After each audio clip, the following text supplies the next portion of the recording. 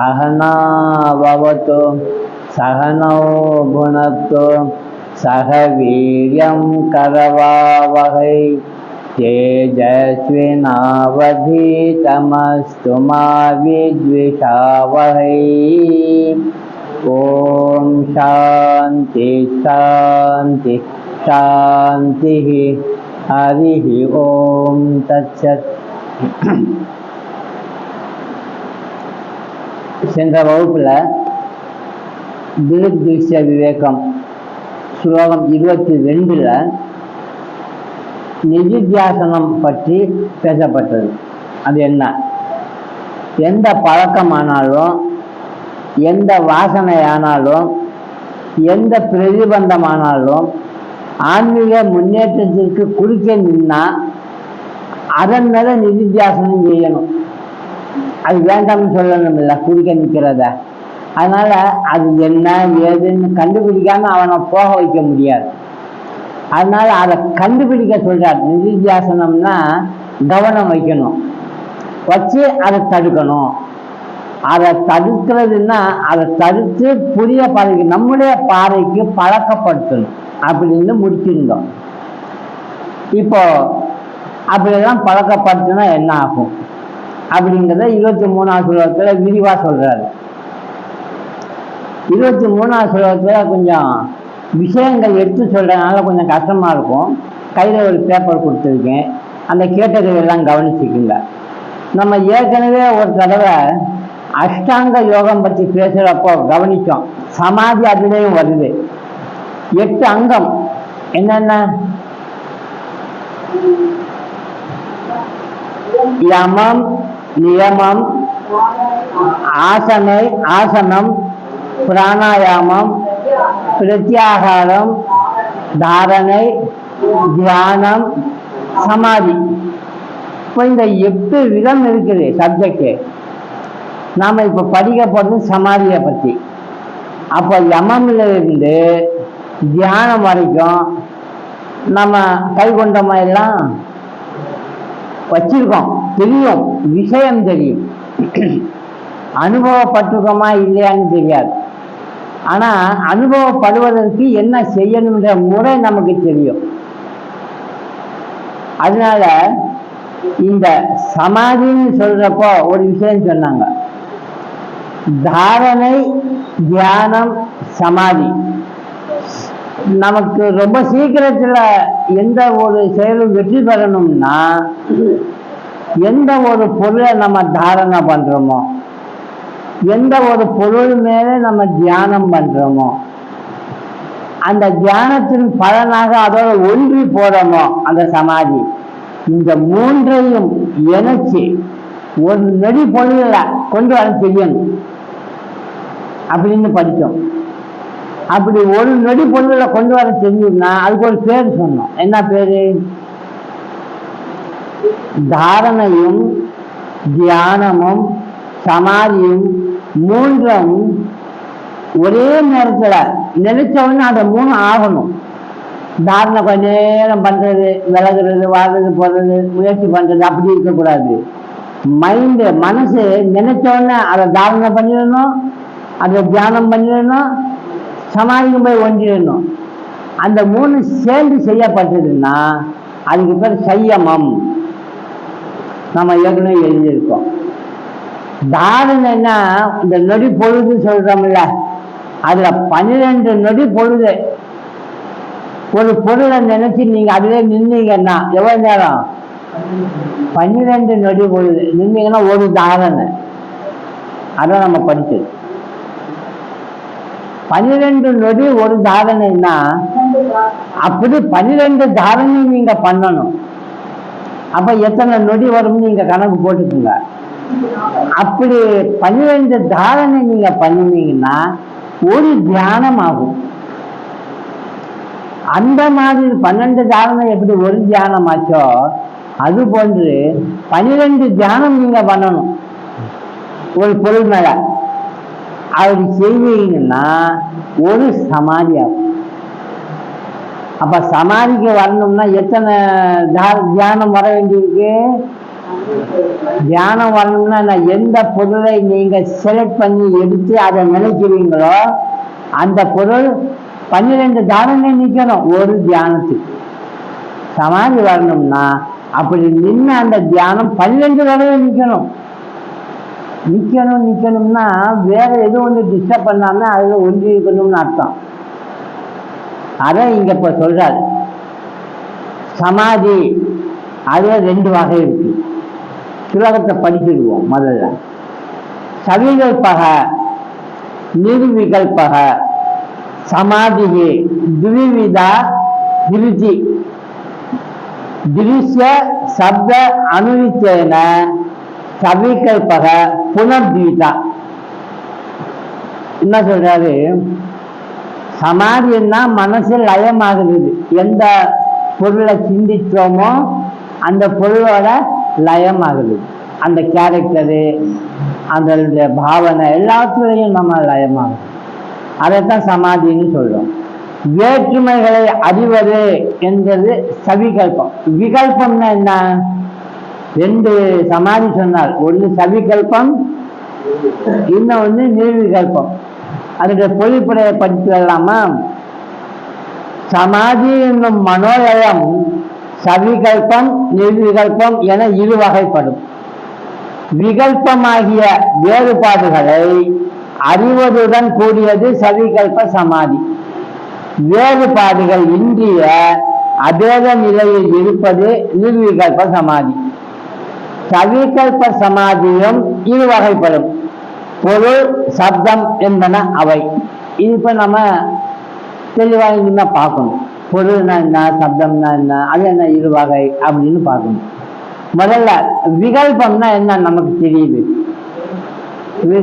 வேறுபாடு அப்படின்னா எது இருந்த வேறுபாடு? நாம பார்க்கிறோம்ல இந்த உலகத்துல ஒவ்வொரு பொருளும் ஒரே மாதிரி பார்க்கல.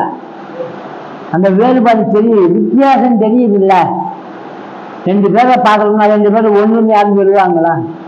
பொருள் அதே மாதிரிதான். 2 பொருள் பார்த்தா ஒண்ணுன்னு சொல்ல மாட்டாங்க. ஏன்?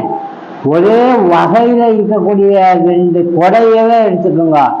கொடையிலே நம்ம எதை பார்ப்போம்? வித்தியாசத்தை பார்ப்போம்.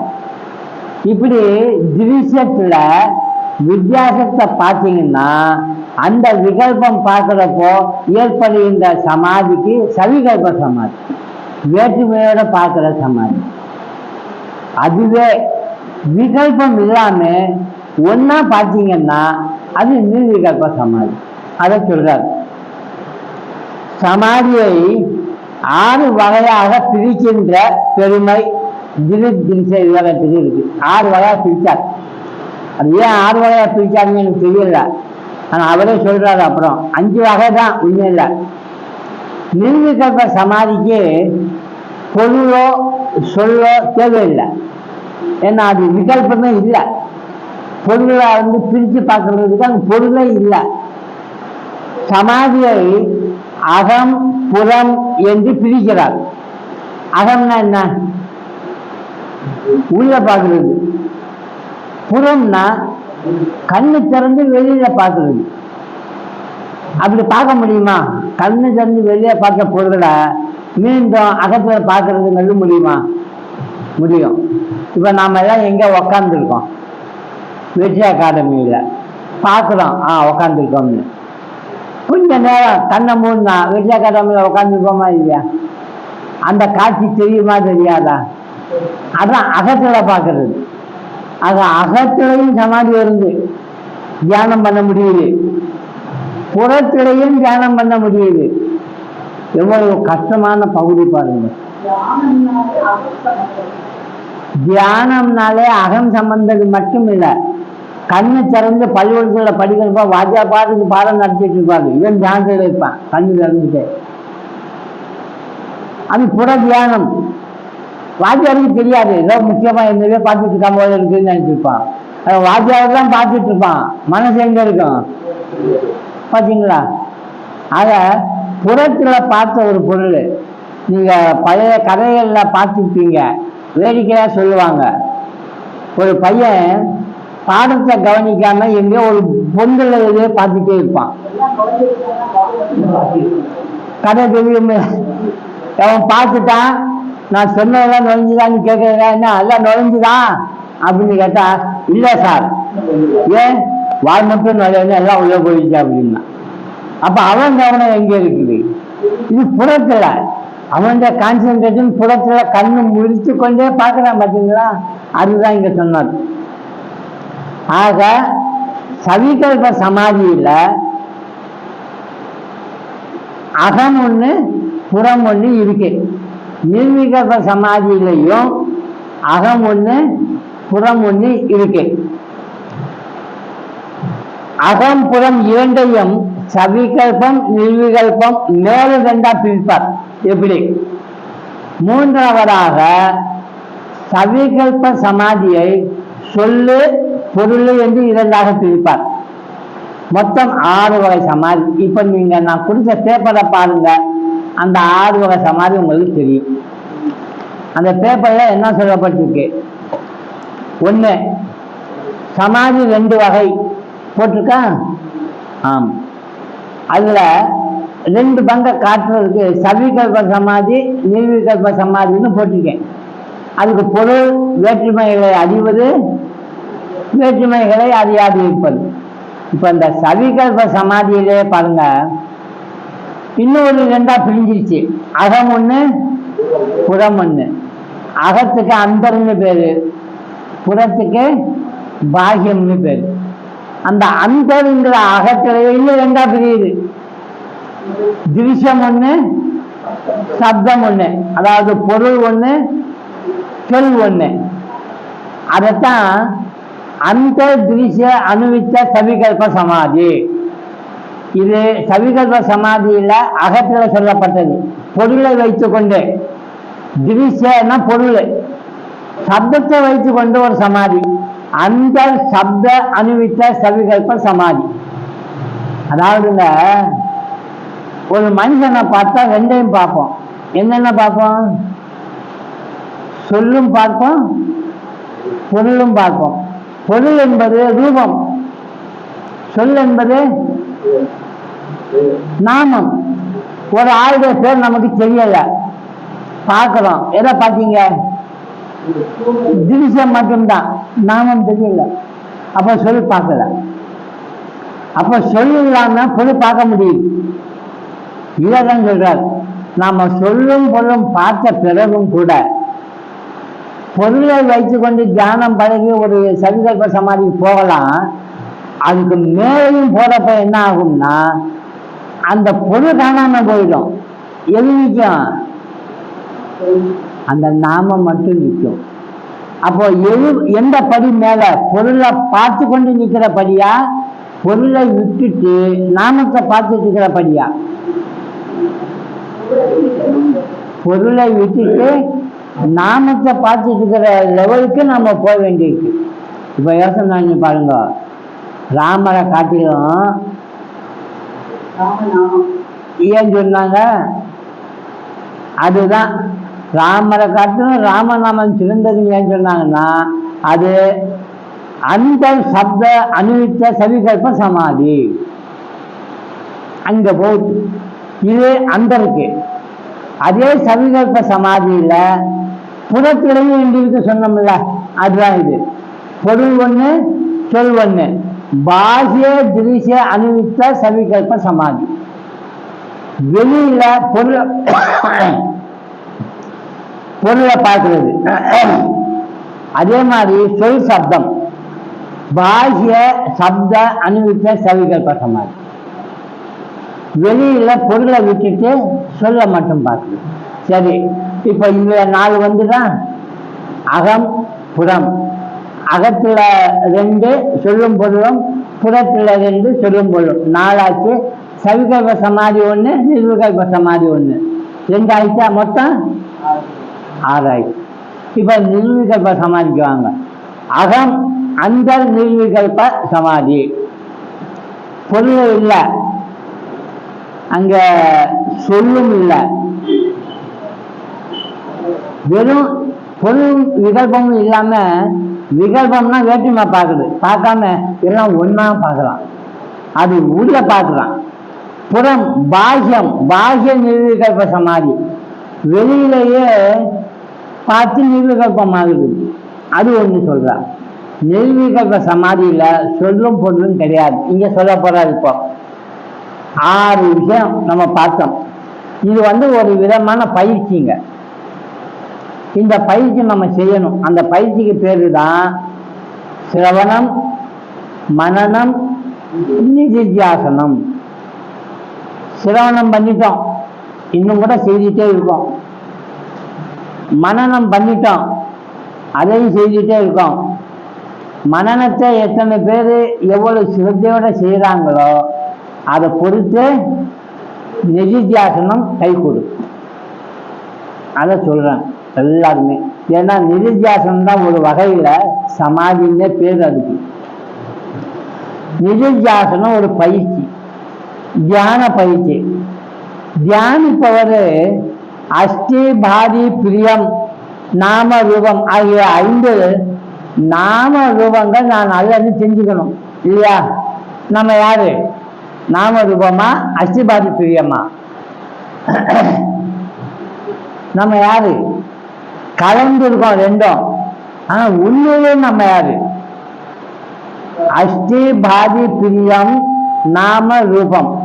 அஷ்டின்னா சத்து, பிரியம் அஷ்டி பாதின்னா விளக்கம், அதுக்கு பேர் சித்து.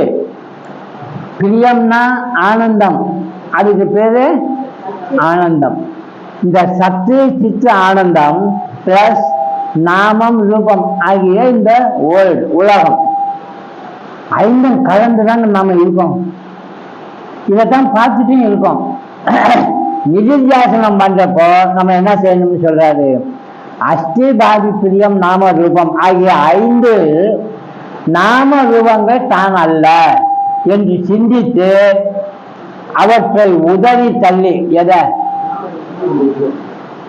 அது உதறி தள்ள முடியலையே, சும்மா படிக்கிறப்ப உதறி தள்ளிடலாம். தான் அஷ்டிபாதி பிரியம் அல்லது சச்சிதானந்தம் என்று நிறுவிக்கொள்ள வேண்டும். இதை செய்யணும். இது எப்ப செய்யலாம்? ஒரு நேரம் எங்கேயாவது ஒரு இடத்துல உட்காந்து செய்யலாமா, இல்லை ஒரு 2 நாள் எங்கேயாவது போய் செய்யலாமா? எப்ப செய்யலாம்? உட்காந்தே செய்யலாமா? நடக்கிறப்ப செய்யக்கூடாதா? தாய்மார்கள் அடுப்புல உப்புமா பண்ணிட்டு தாளிச்சுட்டே இருக்கிறப்ப செய்யலாமா? எப்ப வேணாலும் செய்யலாம். இது கான்ஸ்டன்ட்லி, இடைவெளியே கிடையாது. சதா சர்வ காலமும் இந்த நிதித்தியாசனம் மனதில் என்ன பண்ணணும்? அசை போட்டுட்டே இருக்கணும். பெரும்பாலும் மக்கள் எதை ஆசைப்படுவாங்க? எதை ஆசைப்படுறாங்கன்னா, ஒருத்தர் மெல்ல சிரிச்சாரு. எதை ஆசைப்படுறான்? கிடைக்கிறதுனாலும் போய் தேடுவோம் விஷயங்களை, மேட்டர்ஸ். அங்க என்ன நடந்தது, இங்க என்ன நடந்தது. முந்தியெல்லாம் நான் சின்ன பிள்ளைகள் இருக்கிறப்போ ஒரு வாசகம் விளம்பரம் மாதிரி வரும், செய்திகளை முந்தி தருவது தினத்தந்தி அப்படின்னு. இப்ப அது இல்லை. இப்ப செய்திகளை முந்தி தருவது பக்கத்து விட்டு ஆயா, அவங்கதான் முதல்ல கொடுக்குறாங்க செய்தி, அப்புறம்தான் பேப்பர்லயே வருது. ஆசைப்படுறது இதுதான். இங்க என்ன சொல்றாரு? நாம அஷ்டிபாதி பிரியம், இந்த நாம ரூபத்தோட கலந்து இப்படி அவஸ்தைப்பட்டு இருக்கிறோமே, அப்படி நாம அஷ்டிபாதி பிரியம்தான், நாம் மற்றது அல்ல, நாம ரூபம் தான் அல்ல அப்படிங்கிறத அசைப்பட்டுட்டே இருக்கணும். அதைத்தான் இங்க சொன்னார். சச்சிதானந்தம் நாம ரூபத்துடன் சேர்ந்தே இருந்தாலும், சேர்ந்துதான் இருக்கு, அறிவினால் நாம ரூபத்தை ஒதுக்கி தள்ள வேண்டும். அப்ப நமக்கு என்ன தேவைப்படுது? அறிவு. அது தள்ள முடியலைன்னா நமக்கு என்ன இல்லை? ஒத்துக்க மாட்டோம். அறிவு இல்லைன்னு சொல்லி பாருங்க, ஒத்துக்க மாட்டோம். அது தள்ள முடியலையே, நாம ரூபம் நான் அல்ல அப்படின்னு தள்ள முடியாதனால அறிவினால் தள்ளணும்னு சொல்றாரு. தள்ள முடியாதவங்களுக்கெல்லாம் அது இல்லை அப்படின்னு சொல்லணும். நாம ரூபங்களின் சாராம்சமான சச்சிதானந்தத்தையே தானாக பற்றிக்கொள்ள வேண்டும். நாமரூபத்துடைய சாராம்சம் அதோட சேர்ந்து இருக்குது இல்ல, நாம தான் பிரிச்சு பார்க்கணும். வேற ஒண்ணும் இல்லை. ஒரு வீட்டுல பலகாரங்கள் செய்யற சமயம் எதுன்னா தீபாவளி, பொங்கல், ஒரு விசேஷமான ஃபெஸ்டிவல் அன்னைக்கு பண்ணுவாங்க. பலவிதமான ஸ்வீட் பண்ணி வச்சிருக்காங்கன்னு வைங்க. வேறுபாடு தெரியுமா தெரியாதா? வேற்றுமை. அந்த வேற்றுமை மத்தியில நீங்க ஒரு ஒற்றுமையை பார்க்கணும். இப்போ எதை பார்த்தா நீங்க ஒற்றுமையை பார்ப்பீங்க? பார்க்க தெரியுமா? ஒண்ணு, எல்லாத்துலயும் எது இருக்கு? இனிப்பு இருக்குன்னு. ஒரு அம்மா என்ன பண்ணியிருக்காங்க, ஒரே மெட்டீரியலை வச்சுக்கொண்டு பல ரகம் பண்ணியிருக்காங்க.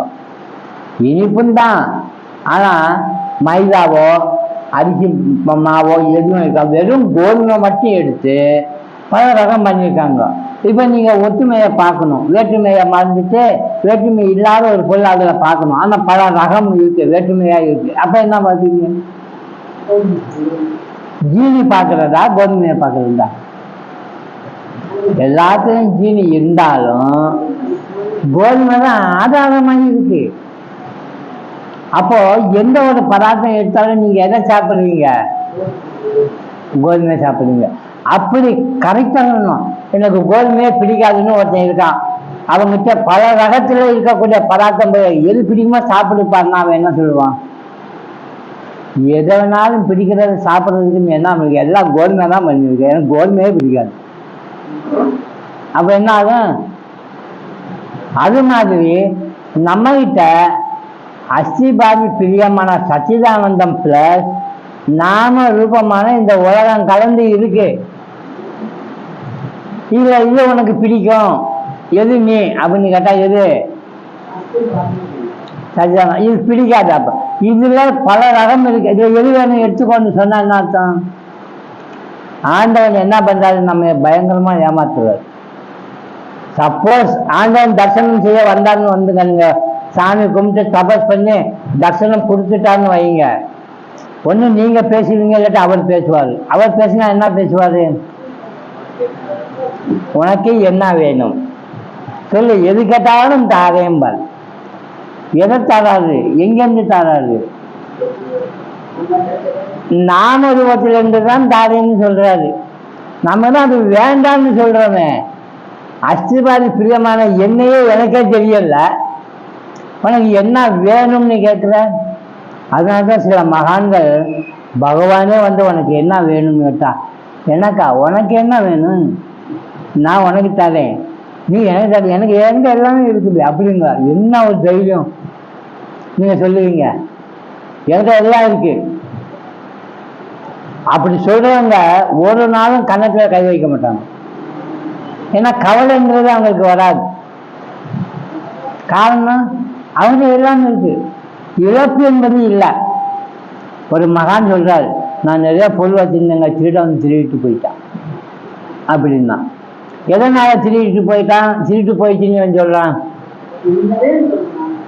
அப்பா அவர் சொன்னாரு, என்கிட்டையும் நிறைய பொருள் இருக்கு, ஆனா என்கிட்ட யாருமே திருட முடியாதுன்ட்டார்.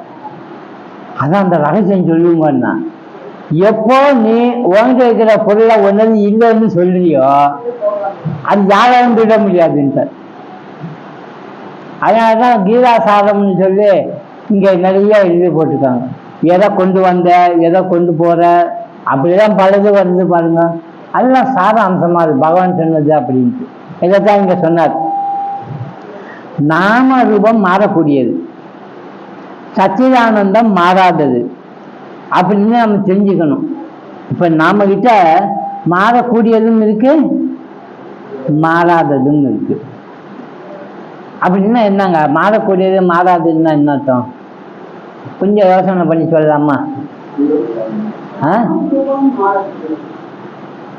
எனக்கு மாறுற மாதிரி தெரியலையே. மாறக்கூடியது மாறாதது இங்க கரெக்டா கொண்டு வந்து காட்டணும் அப்படின்னா 3 சென்டென்ஸ் இருக்குது, சாரி 3 டென்சஸ் இருக்குது. உங்களுக்கு தெரியும். காலம்னு சொல்றதா டென்சஸ்க்கு 3 காலம் இருக்கு. என்னென்ன காலம்? இப்போ பாஸ்ட் டென்ஸ் கடந்த காலம் இருக்கு, அது நம்ம கையில இருக்கா? இல்ல. கடந்த காலம்னா முடிஞ்சதான் கடந்த காலம்னு சொல்றீங்க. அடுத்து நிகழ்காலம் அப்புறம் பார்த்துக்குவோம், ஏன்னா அதுக்குதான் நம்ம பேசுறோம். எதிர்காலம் எப்படி எதிர்காலம் வருது? வர போறது வந்துருச்சா? வர போகுதா? வரணும் நல்லா சொல்லுங்க. இப்ப நொடிக்கிற பொழுது எதிர்காலம் வந்துருச்சுங்க. நிகழ்காலம் எவ்வளவு நேரம் நிற்குது? நிகழ்காலம் நீங்க சொல்ற அந்த நேரத்தில் அது பாசிங் ஆயிடுது, அதே நேரத்தில் எதிர்காலமும் வந்துடுது. நிகழ்காலம் எவ்வளவு நேரம் நிற்குது? அப்படிங்கிறீங்க. யார் கரெக்டா சொல்லுவா? காலம் மாறுறது இந்த பாஸ்டன்ஸ், எதிர்காலம். நிகழ்காலம் எவ்வளவு நேரம் இருக்குது? எங்க இருக்குது? அப்ப ஒரு நொடி பொழுது நிகழ்காலம் போயிடுச்சா? காலம் வந்து இறந்த காலம் ஆயிடுச்சு, எதிர்காலம் வந்துடுச்சு. அப்ப எது நினைச்சு நிக்குது?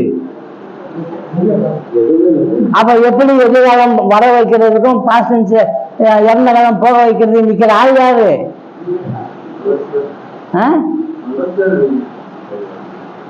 நிகழ்காலம் ஒண்ணுதான் பெர்மனண்டா இருக்கிற மோட்சம். அது எப்பவும் இருக்கு. அது அது மாறாதது எது? அதுதான் மாறாம இருக்கு. எதிர்காலம் வருது, அப்புறம் திரும்ப வருது, அப்புறம் அது பாஸ்டன்ஸ் ஆகுது. எதிர்காலம் தான் பாஸ்டன்ஸ் ஆகுது. எதிர்காலம் நிகழ்காலமா எவ்வளவு நேரம் இருந்துச்சு? நொடி பொழுது கூட இருக்க முடியல. சொல்ற நேரத்தில் அது பாஸ்டன்ஸ் ஆகி போயிடுது. பார்த்தீங்களா? அப்போ இந்த 2 காலத்துக்கு இடையில ஒருத்தர் நிக்கிறான் பாருங்க, அவன் வந்து ஆதாரமா இருக்கான். அதான் உண்மை. அதான் இங்க சொல்றாரு, நாம ரூபம் மாறக்கூடியது. நாம ரூபம் எல்லாமே உலகம். எது ஆதாரமா வச்சுக்கொண்டு அது மாறிட்டு இருக்கு? சச்சிதானந்தத்தை தானே.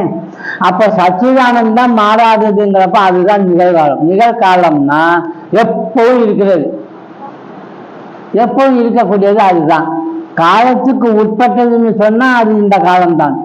ஆனா சச்சிதானந்தம் காலத்தையும் கடந்து இருக்கிறதுனால அவனுக்கு 3 காலமும் இல்லை.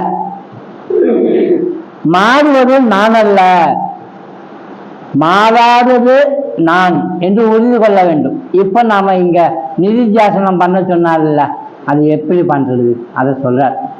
மாறும் பொண்ணு நான் இல்லை. நம்ம கிட்ட எது எது மாறிட்டே போவோம்? நாம ரூபம் மாறிட்டே போவோம் எவ்வளவு வேணாலும்.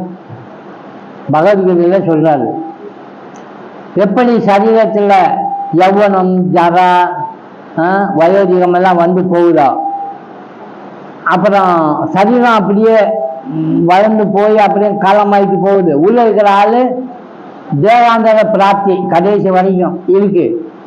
மனிதன் அப்படியே இருக்கான், அவன் மாறவே இல்லை.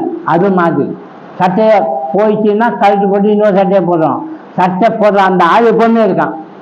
அது மாதிரி எத்தகைய எண்ணம் உள்ளத்தில் எழுந்தாலும், என்ன நமக்கு உள்ளத்தில் எழுதா அது சவில்பமாகவும் நிர்விகல்பமாகவும் இருக்கும். அப்படின்னா என்ன? வேற்றுமையாகவும் இருக்கும், வேற்றுமை இல்லாததாகவும் இருக்கும். எது? எண்ணங்கள். எண்ணங்களை அறிகின்ற நிலையில ஒரு எண்ணம் வருது, அது அறியணும் தெரியணும் அப்படின்னா பிரத்யேக ஆத்மா சாட்சி எனப்படுகிறது. ஒரு எண்ணம் உங்கள்கிட்ட வருது, இப்ப இது என்கிட்ட வந்திருக்குன்னு யார் சொல்றா? நாம தானே. அந்த ஆள்தான் சாட்சி. என்ன அவன்கிட்ட வருது, அவன் வந்து பார்க்கறான். இங்க திலுக்கு வந்துருச்சா? திருஷ்யம் கூட எண்ணம் தான். இப்போ ஒரு சின்ன கேள்வி கேட்குறோம். நாம வாரம் இங்க அகாடமிக்கு வந்து பாடம் படிக்கிறோம். யாரை பார்க்க வந்துருக்கீங்க? நான் வந்து பாடம் நடத்துறதுனாலயா? யாரை பார்க்கறதுக்கு ஞாயிற்றுக்கிழமை இந்த நேரத்துக்கு வரீங்க?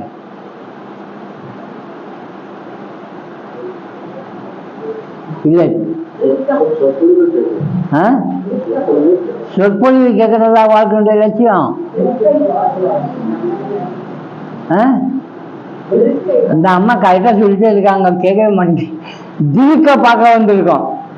நான் முதல்ல சொல்லிட்டேன், கேள்விக்கு விடை தெரியலன்னா மலாவும் திருக்குன்னு சொல்லிட வேண்டியது. ஏன்னா அதுதான் இங்க சப்ஜெக்ட். ஆப்ஜெக்ட் எல்லாம் அப்புறம். எதுக்கு நம்ம கூட்டியிருக்கோம்? திருக்க பார்க்கறது அப்படின்னு சொல்லணும்.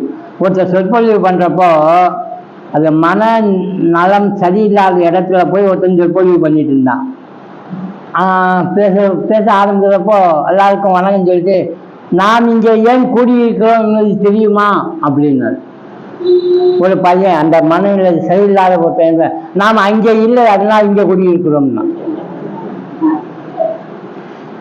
அதை வந்து பக்குன்னு முடிக்கிறா. இல்லைன்னா நான் இங்க ஏன் குடியிருக்கிறோம் தெரியுமான்னு கேட்டா என்ன சொல்லணும்? இங்க ஏன் குடியிருக்கிறோமா, ஆனா நாம அங்கே இல்லை அதனால இங்க குடியிருக்கிறோம் தான். என்ன சப்ஜெக்டை சொல்லணுமோ, எதுக்காக பேசணும், எதுக்காக வந்து அதை சொல்லல. அது மாதிரி விஷயம் புரியலையா? இந்த 5 சமாச்சாரத்துல நாம ரூபம் தான் நமக்கு ஆகாதது. மற்ற 3 இருக்கக்கூடிய சச்சிதான் தான் நமக்கு நாம் தான். அதை பிடிச்சுக்குங்க, எல்லா கேள்விக்கும் நீங்க பதில் சொல்லிக்குங்க. அதுதான் இங்க சொல்ல சொன்னார். பிரத்யேக ஆத்மா சாட்சி அனப்படுது. வெளியே ஒரு பசு இருக்குன்னு வச்சுக்கோங்க, பார்க்குறீங்க, பசு நிற்கிறது. பசு திருஷ்யம் தானே, நீங்க பார்க்குறீங்கல்ல, அப்போ நீங்க யாரு? திருக்கு. பசு வந்து திருஷ்யம் ஆயிடுச்சு, அது வெளியில தெரிகிறது, அதனால அது புற திருஷ்யம். கண் மூடியதும் மனதில் முதல் எண்ணமாக பசு வருது. ஒரு எண்ணம் வருதா? பசுவை பார்த்துட்டீங்க, அப்புறம் கண்ணை மூடிட்டீங்க, பசு வருமா வராதான்? அந்த முதல்ல ஒரு எண்ணம் வந்து பசுவை காட்டு பாருங்க, அது அகதிருஷ்யம். அது சொல்லு, அது பொருள். அதை தான் இங்க சொன்னார். அது அகதிருஷ்யம். திருஷ்யம் அகத்தில் இருந்தாலும் புறத்தில் இருந்து அகத்தில் நுழைந்தாலும் அது மேல தியானம் செய்யுங்க. தியானத்தை 2 இடத்துலையும் செய்யலாம். ஆமா, வெளியேயும் செய்யலாம். ஒருத்தர் நல்ல பெரிய பங்களா வீடு கட்டணும்னு ஆசைப்படுறான். வெளியில கட்டினா அது புற சவிகல்ப சமாதி. வெளியில கட்டுறதுக்கு வசதியே இல்லை, என்ன பண்ணலாம்? உள்ள கட்டலாம். கண்ணை மூடிட்டு உக்காந்து காசு பணம் கொடுக்காமலேயே கல் வரும், மண் வரும், சிமெண்ட் வரும், கட்டடமெல்லாம் இருந்துச்சு, கொத்தனாரு வரும், எல்லாம் ஆஹா இப்படிலாம் இருக்குது அப்படின்னு கட்டலாம். இதுதான் திருஷ்யம், உள்ள பார்க்குற திருஷ்யம். எல்லாம் முடிஞ்சிடும். கட்டி வச்சுட்டு குடிக்கூட போயிடுவார். எது நல்லது? வெளியில கட்டுறதா உள்ள கட்டுறதா? அப்பயே நம்ம வெளியே கட்டுறது கஷ்டப்பட்டு இருக்கோம், உள்ளே கட்டிடலாம்ல. அது பகவான் கிட்ட சொல்றார், வறுமையிலும் வறுமை, பயங்கர வறுமை, கஷ்டம்னா அவ்வளோ கஷ்டம். அவன் ஒரு விவசாயி, அவங்ககிட்ட என்ன இருக்கு? என்ன விவசாயம் பண்ணாலும் பாதி போயிடுது, பாதி காசு தான் வருது, கொள்முதல் கூட கிடைக்க மாட்டேங்குது. சரி, யாரோ ஒரு பெரிய ஜாதகக்காரன் ஒருத்தன் இருக்கான்னு ஜாதகத்தை எடுத்துட்டு போனார். சாமி ரொம்ப கஷ்டமா இருக்கு சாமி, இதை கொஞ்சம் பார்த்து சொல்லுங்கன்னா. அவன் பெர்ஃபெக்டா பார்க்கக்கூடிய ஜாதகக்காரன். உட்காருன்னு சொல்லிட்டு ஜாதகத்தை பார்த்தா அவனுடைய ஆயுள இன்னைக்கு இரவுக்குள்ள முடிஞ்சு போயிடும். நான் காலையில இவன் இருக்க மாட்டான். அப்படி இருக்கு. எப்படி அவங்ககிட்ட சொல்றது? இன்னைக்கு ராத்திரிக்குள்ள நீ செத்து போயிடுவ, காலையில வரமாட்ட, வீட்டுக்கு போ அப்படின்னு சொன்னா நல்லா இருக்குமா? ஆமா, இளவங்க ஜாதகக்காரன்னு வச்சுக்கோங்க, அப்படிதான் சொல்லுவாரு. ஐயா நாளைக்கு காலையில 10 மணிக்கு வா அப்படின்ட்டுவாரு. ஏன்னா இவருக்கு ஒரு நம்பிக்கை. என்ன நம்பிக்கை? அவன் தான் வரமாட்டானே. அவன் சரின்ட்டு போயிட்டான். நாங்க அங்கிருந்து வந்திருக்கேன், என்னை திரும்ப வர சொல்றீங்க அப்படின்னு. நான் பார்த்து வைக்கிறேன், என்னை காலையில வான்ட்டேன். இவனும் சரின்னு போனான். பாதி தூரம் போனோன்னா அங்கே ஒரு பாலடைஞ்ச கோயில் இருந்துச்சு, சிவன் கோயில். என்னத்துக்கு வீட்டுக்கு போயிட்டு திரும்பி ரிட்டர்ன் வரணும், இந்த கோயில வேணா தங்கிடுவோம், காலையில இருந்து போயிடலாம் அப்படின்னு கோயிலுக்குள்ளே போய் தங்கினார். முதல்ல மண்டபத்துக்குள்ளே முன்னால் போய் தங்கினார். ஒரு மாதிரி காற்று மழை மாதிரி குளிர் அடிச்சுது. கொஞ்சம் உள்ளே போனார். அப்படியே உள்ளே போனோடனே கருவறை வரைக்கும் போயிட்டார். அங்கே போனால் ஒரு தீபத்தையும் காணும், அசிங்கமாக இருக்குது, இலைகளை இருக்குது, அழுக்கா இருக்குது. இவர் பார்த்தார், எப்படியும் பொழுது கழிக்கணும், என்ன பண்ணலாம், என் கையில் மட்டும் காசு கிடைக்கட்டும், நான் என்ன பண்ணுறேன் பாரு அப்படின்னு ஒரு மூலையில் உட்காந்து யோசனை பண்ண ஆரம்பிச்சுட்டான். இது என்ன செய்யலாம் அப்படின்னு. இவர் என்ன செய்தார், இந்த சிவலிங்கத்தை எடுத்து ஒரு பக்கம் வச்சுட்டு கொட்டையெல்லாம் பிரித்து சூப்பராக ஒரு கருவறையை கட்டினார். காம்பவுண்ட் சோறு கட்டினார், தளம் போட்டார். பிரமாதமாக ஒரு கோயிலே கட்டி எப்போ மனசுக்குள்ள அப்படியே கட்டி முடித்து கும்பாபிஷேகம் பண்ணுறப்போ எப்படி இருக்கும், இங்கேருந்தே பார்த்தா எவ்வளோ நல்லா இருக்கும்னா அப்படியே அண்ணாந்து பார்த்தா அந்த கருவறை சிவலிங்கத்துக்கு மேலே ஒரு பாம்பு தொங்கிட்டு இருக்கு. அந்த பாம்பை பார்த்தோன்னு பயந்துட்டு அஜ்ஜோ பாம்பு இருக்குதுன்ட்டு வெளியில் வளாண்டாவுக்கு ஓடி வந்துட்டார். வளாண்டாவுக்கு வந்தாரா இல்லையா, கொஞ்ச நேரத்தில் டம்மான்னு ஒரு இடி மின்னல் அடிச்சது. அந்த ஏரியாவில் நின்ன இடத்துல டபன்னு கீழே விழுந்துச்சு. அவன் மட்டும் அங்கே இருந்து கற்பனை பண்ணிட்டு உட்காந்துருந்தான்னா அது காலி. இவன் வெளியில் வந்துட்டான். கும்பாபிஷேகம் பண்ணிட்டு இருக்கிறப்ப இப்படி ஆயிடுச்சு அப்படின்னு வருத்தப்பட்டு இருக்கான். காலையில் எந்திரிச்சு அந்த ஐயா வீட்டுக்கு போவோம்ட்டு போனான். போய் கதவை தட்டினாரு. இந்த நேரத்தில் யாரா வர்றதுன்னு கதவை திறந்தா இந்த ஆள் நிற்கிறாரு. இவர் அப்படியே ஸ்டன் ஆகிட்டு பார்த்துட்டே இருக்காரு. மெல்ல பக்கத்துல தொட்டு பார்க்குறாரு. ஏன்னா உண்மையான ஆண்டானா வேற மாதிரியான்னு. ஏங்க அப்படின்னா, இல்லை நீ எங்கே இருந்த அப்படின்னா, நான் திரும்ப வீட்டுக்கு போகலைங்க, ஒரு கோயிலில் தங்கிட்டு இப்போ தாங்க வாரேன், என்ன சொல்லுங்க அப்படின்னா. இவர் பார்த்தாரு, இருப்பா வாரேன் அப்படின்ட்டு இன்னொரு தடவை ஜாதகத்தை பார்க்குறாரு. நான் கணிச்சது கரெக்டாக இருக்குன்னு இவன் எப்படி பொழைச்சான் அப்படின்னு பார்த்தா அதுல ஒரு விஷயம் போட்டிருக்கு. இவன் இந்த கண்டத்திலிருந்து பொழைக்கணும்னா ஒரு சிவன் கோயிலை நிர்மாணம் பண்ணி கும்பாபிஷேகம் இவன் செய்தாருன்னா இந்த கண்டத்திலிருந்து தப்பிக்கலாம் அப்படின்னு இருக்கு. செய்தாரா? காசு பணம் எதுவும் இல்லாம வயிற்றுக்கு அன்னதானம் போடாம சிவன் கோயிலே கட்டி முடிச்சு. ஆக எங்க நடக்கப்படுது பாருங்க. பாகிய சவிகல்ப சமாதியை விட அந்த சவிகல்ப சமாதி சிறந்தது. பொருள்களை 400 பட்சம் வெளியில பார்த்து நாம உள்ள போறதை விட பார்த்த பொருளை ஏதோ ஒண்ணு பிடிச்சு கொண்டு உள்ள போங்க. அதனாலதான் சாமி கோயிலுக்கு போயிட்டு சாமி அங்க இருக்கு, சாமியை பார்க்கறதுக்கு தானே போயிருக்காரு. கண்ணுக்கு வந்து சாமியை பார்க்க வேண்டாமா? எப்படி பார்க்கலாம்? எப்படி பார்ப்போம்? கண்ணை மூடிட்டு தான் பார்க்கலாம். அது ஆர்த்தி காரணத்துக்கு நல்லா பார்த்து சந்தோஷப்படுறதுக்கு ஆர்த்தி காரணத்துக்கு தான் கண்ணை முடிக்குவோம். அதை பார்க்கணும் தானே. சாமியையும் கண்ணுக்கு வந்து பார்க்கணும்ல. ஏன் வெளியில ஒரு விஷயத்தை வச்சுட்டு சாமியை கண்ணுக்கு வந்து பார்த்து கண் கூட பார்த்து நல்லா சந்தோஷப்பட வேண்டியதானே. ஏன் பார்த்துட்டு கண்ணை முடிக்கிறது? கண்ணை முன்னா என்ன தெரியும்? அங்கே இருக்கிற சாமியை உள்ள காணலாம். ஆக உள்ள பார்க்கறது தான் நல்லா இருக்கு. இதைத்தான் சொல்றார் பாக்கியம். பாக்கியத்தை விட்டுட்டு உள்ள பார்க்கறது. அகத்தில் எழுந்தாலும் புறத்தில் எழுந்தாலும் அதன் மீது தியானம் செய். ஆரம்பத்தில் எது எது என்று அறியும் வரை நமது முயற்சி இருக்கிறது. அப்புறம் என்ன ஆகும்? தியானத்தில் என்னும் பொருளோடு நாம் ஐக்கியமாகி விடுகிறோம். இதுதான் முக்கியம். ஏதாவது போய் தியானம் பண்ணி நீங்க ஐக்கியமாயிருக்கீங்களா? ஒன்றுமே ஆனது இல்லையா? யோசனை பாருங்க. ஏதாவது ஆயிருந்தோம்னா அது அடிக்கடி நினைவூட்டு. அடிக்கடி தியானம் செய்து பழகுபவர்களுக்கு ஐக்கியமாக சீக்கிரம் நிகழும். இதைத்தான் தாரணையிலிருந்து தியானம், தியானத்திலிருந்து சமாதி. சமாதிங்கிறது ஐக்கியமாகிறது, தியானம்ங்கிறது அதுவே நிற்கிறது. இதுக்கு நான் கதை சொல்லியிருக்கேன், திரும்ப சொல்ல வேண்டிய அவசியம் இல்லை. என்ன கதை? ஃபுட்பால் மேட்ச் கதை ஞாபகம் இருக்கா? அவன் அங்க 12 அடி தூரத்துல நின்றுட்டு பாலை எட்டி உரைக்கிறான். இவன் என்ன பண்றான்? பக்கத்தில் இருக்கிறவன உரைக்கிறான். அப்ப இவன் யாரு? இவன் பக்கத்துல இருக்கவன உதைச்சான். என்ன ஆனா இங்க அங்க ஃபுட்பால் யாரு விளையாண்டு அதை உதைச்சு கோல் போட்டாரோ அந்த ஆள் வேறு யாருமே இல்ல, இவன் தான். அதை பார்த்துட்டே இருந்தவனுக்கு அதோட ஐக்கியமாயிட்டான். ஐக்கியமானா அந்த செயல் இவன் செய்வான். ஆக யாரு நினைக்கிறோமோ அதுங்க. இதெல்லாம் கதையே இல்லைங்க, உண்மை.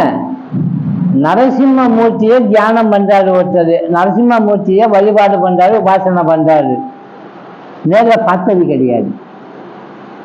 சங்கராச்சாரியாருக்கு ஒரு ஆபத்து, அதே ஒரு சிஷியரு நரசிம்மமூர்த்தியை தியானம் பண்றதுக்கு பத்மபாதர் அங்க சங்கராச்சாரியருக்கு ஒரு ஆபத்துன்னு சொன்ன உடனே இவருக்கு உள்ளத்துல விஷயம் தெரிய வருது. அங்க போய் எப்படி காப்பாற்றுறாரு? இவர் தியானம் பண்ணி கொண்டிருக்கிற அந்த நரசிம்மமூர்த்தியுடைய ஆவேசம் இவர் மேல வருது. வந்து நரசிம்மமூர்த்தியுடைய வேஷம் அப்படியே வேகம் வந்து அவரை அடிச்சு வச்சு சங்கராச்சாரியர் குருவை காப்பாற்றுறாரு. பார்க்க முடியல நரசிம்மமூர்த்திய, ஆனா அதனுடைய பாவனை வருது. ஏன்னா இவர் தியானம் பண்றாருல, அவருடைய பாவனை இவருக்கு வரத்தான் செய்யுது. யாராவது கதை சொல்றப்ப கதையை உன்னிப்பா கேட்டு பாருங்க. நீங்க வேறு விதமா யாராவது உன்னிப்பா கதை கேட்கிறவனா தூரத்திலிருந்து அப்சர்வ் பண்ணி பாருங்க, எப்படி இருக்குன்னு தெரியுமா? கதை சொல்றவரை காட்டிலும் அப்சர்வ் பண்ணி கேட்கிறவன் தலையாட்டுறத பார்த்தா ரொம்ப வேடிக்கையா இருக்கும். அவர் என்னென்ன சொல்றாரு இவன் சைகை காட்டிட்டு இருப்பான். அப்படின்னு என்ன அர்த்தம்? அப்படி சாதாரணமானவன் ஆனா பரவாயில்ல, ஒரு ராஜாவே ஆகுறாரு. யாரு? ஆழ்வார்கள்ல ஒருத்தர் ராமாயண கதையை கேட்கிறாரு. ராவணன் வந்து சீதையை தூக்கிட்டு போயிட்டார். அப்புறம் சண்டை நடக்க போறது. கிஷ்கிந்தாவில இருந்து சுக்ரீவன் தலைமையில எல்லா குரங்குகளும் படை எடுத்துட்டு போகுது அப்படின்னு சொன்னோன்னே உன்னிப்பா கேட்டுட்டே இருந்த அந்த ராஜாவுக்கு, அப்படியா படையெல்லாம் பத்தாது, அவங்க எல்லாம் குரங்குகள், நம்ம படையை அனுப்புவோம்னு ஆர்டர் பண்றார். நம்ம படையெல்லாம் கிடைச்சி அனுப்பு இலங்கைக்கு அப்படின்னு. பாகவதன் சொல்லிட்டு இருக்கிறவரும் மந்திரி பார்த்தா, ஐயோ நம்ம ராஜன் எப்படின்னு சொல்லிட்டாருன்னு ஆர்டர் போட்டாலும் போயிட்டாங்கன்னு. அப்புறம் உடனே பாகவத சொன்னார், சீக்கிரம் கதையை முடிச்சுருங்க அப்படின்னு. அப்ப சொன்னார், அப்படி போனவங்க ஜெயிச்சுட்டு ராவணனை கொண்டுட்டு ரிட்டர்ன் வந்துட்டாங்கன்னு சொன்னார். அப்படியா, அப்ப நம்ம பழையெல்லாம் தட்டி கொண்டு வர சொல்லிருங்க அப்படின்னு. கதை படிக்கல நீங்க. யார ஒரு ஆழ்வாரு, ராஜாவா இருந்து ஆழ்வாரு. ஏன் இவ்வளவு தயக்கம்? அந்த மாதிரி மனசு ஒன்றி போற பழக்கம் வந்துச்சுன்னா நீங்க எதை தியானம் பண்ணாலும் அதோட ஒன்றி போக முடியும் உங்களால. அப்ப நான் சச்சிதானந்தம், நான் அஸ்திபாதி பிரியம் அப்படின்னு தியானம் பண்றப்போ அதுல ஒன்றி போயிட்டீங்கன்னா அந்த நிமிஷமே நீங்க பிரசன்ட்ல இருக்கீங்க, உங்களுக்குள்ளேயே நீங்க யாருன்னு தெரிஞ்சு கொண்டு இருக்கீங்க. அதுதான் இங்க சொல்ல. உட்காரவும், சபனம் போட்டு கைகளை முதிரை பிடித்து சுவாசத்தை கவனம் செலுத்தவும், பின் திருஷ்ய பொருளை நினைவில் கொண்டு வரும் வரை முயற்சி தேவைப்படும். கொஞ்ச நேரம் அது வேணும். தியானத்தில் ஐக்கியமாகும் நிகழ்ச்சி தானாக நடக்கும், யாராவது தூண்டி விட மாட்டாங்க. தியானத்தில் ஐக்கியமாகிற நிகழ்ச்சி அப்படி தானாக தான் நடக்கும். அப்படியே அங்கே முயற்சிக்கு அவசியம் இல்லை, அதற்கென செய்யும் முறையும் இல்லை. திருஷ்ய அணிவித்து சவிகல்ப சமாதி இதுதான் வெளியில. இப்போ அகத்துல சொல்லிருக்கு இல்லையா, அதுல அதை சொல்ற சப்த அனுபவித்த சவிகல்ப சமாதி. அது என்ன? ஆத்மா வெளிச்சப்படும், வெளிச்சப்படுத்தப்படும். ஆத்மான்னா எது? நாம. இப்ப நாம ஹாலில் இருந்து பிரிஞ்சு ஒரு ரூமா உட்காந்துருக்கோம். ரூமா உட்காந்துட்டு ரூமா இருக்கிறத விட்டுட்டு என்ன பண்ணியிருக்கோம்? நாம ரூபமான அந்த பொருளோட கலந்துட்டு இருக்கோம். அந்த ரூம்ங்கிற அந்த சின்ன நாம இல்லாம இருக்கும். பிரத்யேக ஆத்மாங்கிறது அதுதான். உதாரணமாக சாட்சி, அதன் தான் சாட்சியா இருக்கான். அனுபவிக்கிறதெல்லாம் ஜீவாத்மா, எடுத்துக்கொள்ற பொருளெல்லாம் உலகத்தில் இருந்து. அசங்கோகம், சங்கோகம்னா சேர்றது, அசங்கோகம்னா நான் எதுலையும் கலக்காம இருக்கிறது. ஏதாவது ஒரு சொல்லை பற்றி கொள்ள வேண்டும். சவிகல்ப தியானம் வெற்றி பெறும் போது அது நிர்விகல்பத்தில் முடியும். திடீர்னு நிர்விகல்பம் வராது. நிர்விகல்பம் எப்போ வரும்?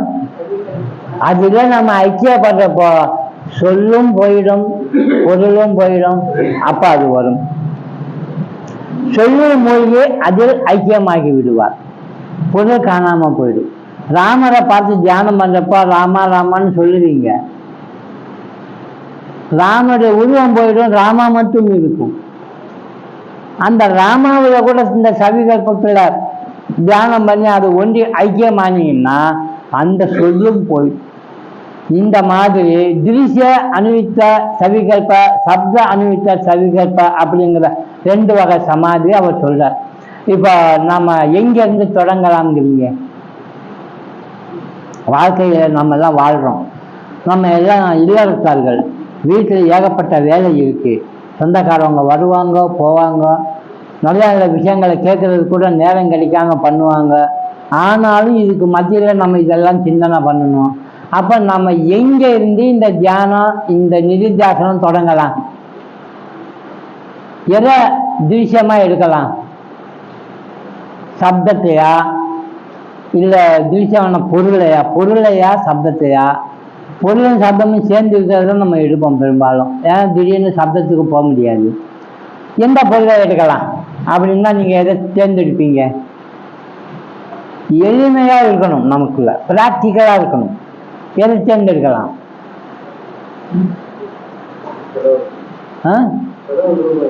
இது அதுதான் நம்ம பண்ற கஷ்டம். எடுத்த எடுப்புலையே நம்ம ஆன்மீகத்தில் இருக்கும் சொல்லி இறைவன் ரூபத்தை எடுப்போம், ராமரை எடுப்போம், கிருஷ்ணரை எடுப்போம். யாருமே தெரியாது, சும்மா படம் வரைஞ்சிருக்காங்க, கிருஷ்ணருங்கிறாங்க, ஸ்ரீகிருஷ்ணர் படம் இப்படி இருக்கு, விழ வச்சிருக்காரு அர்ஜுனன்னு சொல்றோம். அதை நினைச்சா நமக்குள்ள ஏதாவது ஒரு ஃபீலிங் வருதா? மூச்சத்தை ஃபீலிங் நான் கேட்கறது. ஒரு கிருஷ்ணரே எடுத்துக்கோங்க, நிறைய கதைகள்லாம் படிச்சிருப்போம். கிருஷ்ணன் நமக்கு யாரு? முருகன் எடுத்துங்க, அழகா தான் இருக்காரு. பழனிக்கு போயிட்டு வரோம், பஞ்சாமிர்தம் தான் கொண்டு வரோம், கிருஷ்ணனை கொண்டு வர்றது இதை முருகனை கொண்டு வர்றது இல்லை. குருவாயூரப்பனுக்கு போகிறோம், அங்கே இருக்கிற கடைவில் இருக்கிற பொருளை கொண்டு வரோம். குருவாயூரப்பனை யார் கொண்டு வரோம்? ஐயோ என்னை விட்டுட்டு போறேனே, ஒன்று என்னை ஒரு தூரம் பார்க்க வந்தேன், இப்போ நான் போகிறேன், நான் எப்போ பார்க்க வருவேணும்னு யாராவது ஒருத்தங்க ஃபீலிங் பண்ணியிருக்காங்களா? அது பண்ணுறதுனா கஷ்டம். அப்போ நாம இந்த நிதித்தியாசனம் எங்கேருந்து தொடங்கலாம்? ஒரு காலகட்டத்தில் டைவர்ட் பண்ணிடலாம். அப்படியே நமக்கு என்ன அனுபவம் இங்கே தேவைப்படுது? இப்போ சவிகல்ப சமாதியோ நிர்விகல்ப சமாதியோ, ஒரு சமாதி வரணும்னா அதோட ஐக்கியமாகிறோம்னு சொல்றோம்ல, அதுதான் தேவைப்படுறது. அந்த மனநிலை நமக்கு வர ஆரம்பிச்சிருச்சுன்னா எந்த பொருளை தியானிக்கிறோமோ அதோட ஐக்கியமாகிறதுக்கு பழகிடும். அது சுலபமா நமக்கு ஐக்கியமாக பழகிடும். அப்படி பழகிறதுக்கு எளிமையாக உண்மையிலேயே எதை முதல்ல எடுத்துக்கொண்டா சீக்கிரம் பழக முடியும்?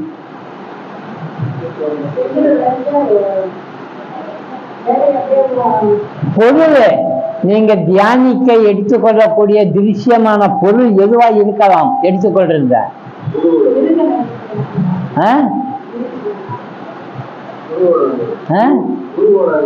குருவோட இருக்கும். குரு எங்கேயோ இருப்பாரு, அவர் படத்தை கொடுத்துட்டு போயிருப்பாரு, தீட்சையை கொடுத்துருப்பாரு.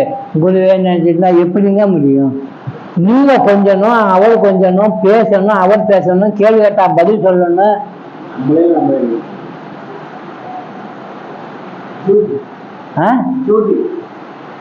சரி, நானே சொல்லிடுறேன் என்னன்னு. ரொம்ப தூரம் போறீங்க. உங்க வீட்டுல மக்கள் இல்லையா? பேரன் பேத்தி இல்லையா? அம்மா இல்லையா? அப்பா இல்லையா? அவங்க எல்லாம் நீங்க லவ் பண்றது இல்லையா? அவங்க மேல பிரியம் இல்லையா?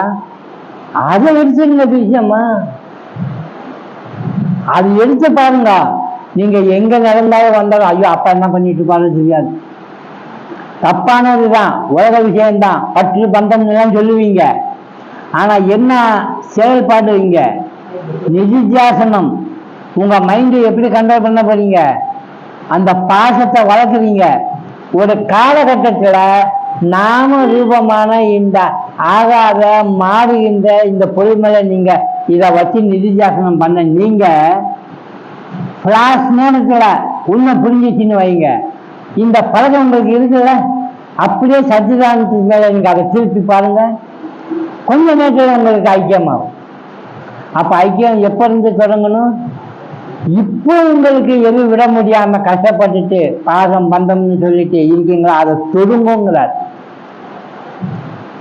இது எதுக்காகன்னா நம்ம பழகுறதுக்கு, ஐக்கியமாகிறது எப்படின்னு பழகுறது. நான் கூட சொல்றேன், திடீர்னு ஒரு கேரக்டர் கொடுத்து இது மாதிரி நடி அப்படின்னு உங்களால் நடிக்க முடியுமா? நடிக்கிறதுக்கு முன்னாலே நீங்க அதை பத்தி படிக்கணும். அவர் என்னென்ன பண்ணியிருப்பாரு, எப்படி ஸ்டைல் பண்ணுவாரு, கை எப்படி பண்ணுவாரு, முகம் எப்படி பண்ணுவாரு, எல்லாம் தெரிஞ்சுக்கணும். அப்ப அதை படிக்க வேண்டி இருக்குல்ல புதுசா. அதான் நான் ஒரு கதை சொல்லுவேன்ல, பிச்சைக்காரனா நடிக்கணும்னா நம்மளால பிச்சைக்காரனா நடிக்க முடியாது. ஏன்னா நம்ம கிட்ட நிறைய டிக்னிட்டி இருக்கு. ஒரு சட்டை போய் பிச்சை கேட்கணும்னா அவள் சாமானியமா இல்லை. அப்போ எப்படி பிச்சை கேட்க வேண்டிய மென்டாலிட்டி பாருங்க, அவனுடைய தன்மையை பாருங்க, எதை விட்டுருக்கான். நாம திட்டம்ல மானம் ரோசம் வெக்கம் எதுவும் சூடு சொரணம் இல்லையான்னு, இவன் இல்லையம்மா. அவன் நமக்கு அட்வைஸ் பண்ணிட்டு போவான், இருந்தா கூட இல்லைன்னா இல்லை சொல்லிட்டு போய்யா. எப்படி இருக்கு? ஆமா இருந்தா கூட இல்லைன்னா இல்லை சொல்லிட்டு போகவே வராது. அவன் என்ன பண்ண முடியும்? ஏன்னா பொருள் அவனுக்கு இல்லை, ஆனா அவன் பொழைச்சி ஆகணும், வாழ்ந்தாகணும். அப்போ வாழ்றதுக்கு ஒசரம் எந்த யுகோ போகணும்னு நம்ம இங்க கஷ்டப்பட்டு படிக்கிறோமோ, நம்ம டிக்னிட்டியை வச்சுக்கொண்டு செல்வங்களை வச்சுக்கொண்டு உலகத்தின் மத்தியில பேரும் புகழும் பெற்றுக்கொண்டு ஒரு ஆணவா வாழ்றப்போ திடீர்னு இதெல்லாம் போக வச்சுட்டு இதெல்லாம் பொய், இதெல்லாம் மிச்சம், இதெல்லாம் விடு அப்படின்னு சொன்ன எப்படிங்க விடுறது? இப்போ நமக்கு கஷ்டமாகுது. அதைத்தான் இங்க சொல்ற, தியானத்தில் ஐக்கியமாகும் நிகழ்ச்சி தானாக நடக்கும். அங்கே முயற்சிக்கு அவசியம் இல்லை, அதற்கென செய்யும் முறையும் இல்லை. திருஷ்ய அனுபவித்த சவிகல்ப சமாதி அதுதான். ஒரு அம்மாவுக்கு சேவை செய்வீங்க, ஒரு மூத்த அம்மா கொஞ்சம் கஷ்டப்படுறாங்க, நம்ம கிட்ட தான் இருக்காங்க, ஆஸ்பத்திரி கூட்டி போக, சாப்பாடு கொடுக்க, குளிப்பாட்ட, இதெல்லாம் நமக்கு ஒரு ரொட்டீன் ஆயிடுச்சுன்னு வைங்க. இது மெக்கானிசம் மாதிரி செய்வீங்களா, இல்லை அம்மா அப்படிங்கிற அந்த அன்பு பாசத்தோட செய்வீங்களா? அப்படிதான் செய்ய முடியும். அழுத்து போறதில்லை. பாசம் இருந்தால் அழுத்து போவாது. பாசம் இல்லாம எப்படா நான் விடுதலை அடைவேன் இருந்தால்தான் வேற மாதிரி நினைப்பு வரும். ஆமா, ஒரு குழந்தை சின்ன பிள்ளையிலிருந்து வளர்றப்போ எல்லா சம்ரட்சணையும் நாம தானே செய்யறோம். அந்த குழந்தை சொல்லிச்சா? நீங்க வெளியே போய் செய்வீங்க, என்ன காரணம்? குளிப்பாட்டினீங்க, கவசரை போட்டீங்க, ஜட்டியா போட்டீங்க, பொட்டு வைக்கிறீங்க, எல்லா பொட்டும் வச்சுட்டு சும்மா இருக்க மாட்டாம ஒரு கருப்பு போட்டுட்டு கண்ணத்துல குத்துவீங்க. நீங்க ரசிக்கிறீங்க, உங்க அன்பு பாசத்தை பொழிகிறீங்க. அந்த குழந்தை எல்லாத்தையும் வாங்கிடும். கொஞ்ச நேரத்துல அந்த தூரத்துல போட்டு ஜட்டியை காட்டி விட்டுட்டு வந்துடுச்சு. அதாவது என்னடா இப்படி என்ன தூண்டது போ அழுத்துக்குதான், நான் எத்தனை தடவை பண்றேன், எத்தனை தடவை கலட்டுறேன் அப்படின்னு அடிக்குதான்? இல்லை, இப்படிலாம் செய்யக்கூடாதுப்பா அப்படின்னு அட்வைஸ் வர. இதுதான் ஆரம்பத்துல இருந்து கடைபிடிங்க சொல்லு. இந்த பாசத்தை வளர்க்க சொல்ற. பாசம் வளர்ந்து அன்பு ஆகி காதலாகி அருளாகி அது கடைகளில் தெய்வீக சமானம் ஆயிடும், எல்லாரையும் நேசிக்க வைக்கும். அதான் இங்க சொல்ல வர்ற. அசங்கோகம் அப்படின்னா எதுலையுமே சம்பந்தப்படாமல் ஏதாவது ஒரு சொல்லை பற்றி கொள்ள வேண்டும். சவிகல்ப தியானம் வெற்றி பெறும்போது நிர்வகிக்க முடியும். இப்போ நம்ம பேப்பர்ல கொடுத்த மாதிரி உண்மையில அகம்புறம் இரண்டுக்குமே நிர்விகல்பம் பொது. சவிகல்பத்துக்கும் அகம் இருக்கு, புறம் இருக்கு. நிர்விகல்பத்திலையும் அகம் இருக்கு, புறம் இருக்கு. அகம் 3 இருக்கு, புறமும் 3 இருக்கா? சவிகல்பத்துல 2, அதுல 1, 3. சப்த திருஷ்ய விகல்பம் பிளஸ் நிர்விகல்பம் 1. சப்த திருஷ புறத்திலையும் சப்த திருஷ விகல்பம் பிளஸ் நிர்விகல்பம் மொத்தம் 6 வருது. இதை சொல்றார். இந்த நிர்விகல்பத்துக்கு போறதுக்கு முன்னாடி அது அடுத்த சுலகத்தில் நிர்விகல்பத்தை பற்றி நிறைய சொல்லுவார். இப்போ நாம இன்னைக்கு பாடம் கற்றுக்கொண்ட பாடத்தில் என்ன மெயினாக பார்க்குறோம் அப்படின்னா, தியானம் பண்ணுறதுக்கு நிதித்தியாசனம் பண்ணுறதுக்கு சதாசர்வகாலமும் எதை நினைத்து கொண்டே இருக்கணும் அப்படிங்கிறதுக்கு எடுத்துக்கொள்கின்ற பொருள் அது எதுவாக இருக்கும். வெளியில் நாமரூபம், உள்ள சச்சிதானந்தம். இதில் நாம் சவிகல்பத்தில் போகிறப்போ அகத்திலையும் புறத்திலையும் பொருள்களை தேர்ந்து எடுக்கணும்னு சொல்கிறார். சிவபுராணத்தில் எடுத்த எடுப்புலையே அவர் சொல்கிறார், பாதம் தாள். வள்ளுவர் கூட எதை எடுக்க சொல்றார்? ஒரு இடத்த காட்டுறார். நமசிவாய வாழ்க, நாதன் தாழ் வாழ்க. தாழ் வாழ்கன்னா என்னது? நாதன் தாழ்னா என்னது?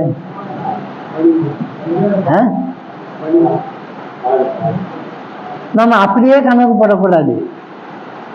தாழ்ங்கிறது ஒரு வகையான ஒரு விதமான ஒரு இடம். நாதனுடைய தாள் அப்படின்னா, நாதன்னா யாரு? தெய்வம். தெய்வம் இருக்கின்ற இடம் தாள். அதைத்தான் சொல்றார். தாள்னா ஸ்பியர், SPHERE, ஒரு இடம்.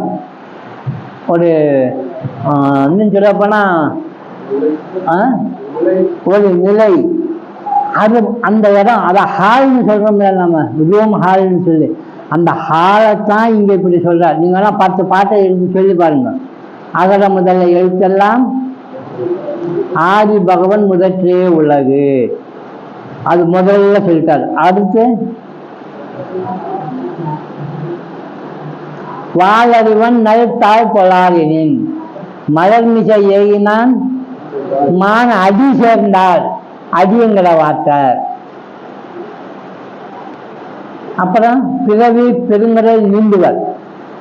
நீண்டால் இறைவன் அடி சேராதார் அப்படின்னா, நம்ம நினைக்கிற இறைவனுடைய பாதத்தில் போய் சேர்றோம்னு இல்லை. இறைவன் அடின்னா இறைவனாகிய அந்த இருப்பிடத்தை, அந்த இருப்பிடம் தான் நம்ம இங்க எதை சொல்லிட்டு இருக்கிறோம். Very good.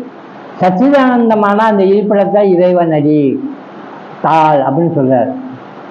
இதை நம்ம நிதித்தியாசனம் பண்ணணும்னு தான் சிவபுராணத்துல 3வது வரி, நாதன் தாழ்வாழ்க. அப்புறம்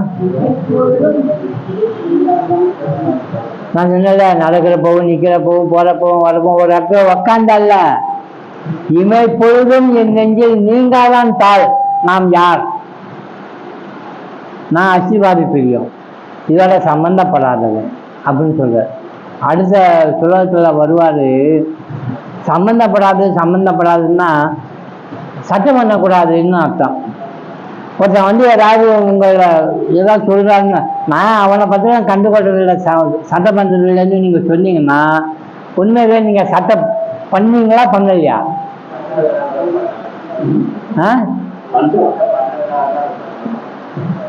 சட்டம் பண்ணல அப்படின்னு நீங்க சொல்றப்பவே ஒரு கருத்து வருது. சட்டம் பண்ணிருக்கீங்க, சட்டம் பண்ண மாட்டேங்கிறீங்க. ரோட்ல நடந்து போறீங்க, அங்க ஒரு பாறாங்கல் இருக்குது, இன்னும் ஒரு மலை மாதிரி ஒண்ணு இருக்கு, ஒரு குப்பை குளம் இருக்கு, என்னென்னமோ இருக்குது. இப்படி போறப்ப பார்த்துட்டே போறீங்க. நீங்க அது ஏதாவது அட்டென்ஷன் கொடுத்தீங்களா? அது உங்க மேல படல, சம்பந்தமே படல. நான் அந்த பாறாங்கல்லாம் சட்டம் பண்ணல அப்படி யாராவது சொல்லுவாங்க? சும்மா இருக்கிறப்போ சொல்ல மாட்டாங்க. அது வரும் தாக்கம் நீங்க எடுத்துக்கூட பட்டுக்காம இருக்கீங்க, சம்மந்தப்பட மாட்டேங்கிறீங்க. அது மாதிரி அஸ்திபாதி பிரியமான நான் நாம ரூபங்களை சம்மந்தப்பட மாட்டேன்னு சொல்லுங்க. அப்படி சொல்லணும். அப்படி சொன்னாதான் நீங்க உண்மையிலேயே கண்டுகொள்ளலைன்னு அர்த்தம். இக்னோர். இப்ப நாம என்ன பண்றோம் தெரியுமா? இக்னோர் பண்ணணும்னு சொல்லிட்டு வலுக்கட்டாம இக்னோர் பண்ணிட்டு இருக்கோம். அதை விட்டலாம். அது எப்படி விடப்படணும்? இயல்பாவே விடப்படணும்னு சொல்றார். 24வது சுலகத்தை தொட்டுட்டு நம்ம நீச்சிடுவோம்.